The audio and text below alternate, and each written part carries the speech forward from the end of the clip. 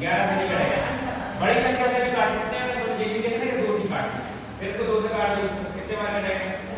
2 एकम 2, 2 एकम 2 और 2 दिया 11 से जी हो जाएगा इसका आंसर। अगर कटता नहीं है, जैसे नहीं कट रहा है ना, तो जी आंसर हो जाएगा, नहीं काटना है तो नहीं।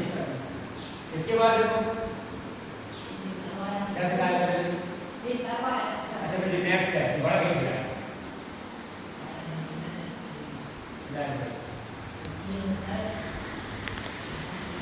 फिर उसके बाद नेक्स्ट क्या सिखाया था?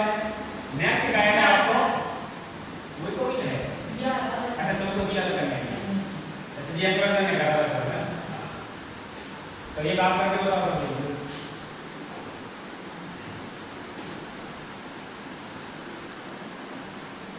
माइनस वाला सिखाना है। चलो निकालो तो करो।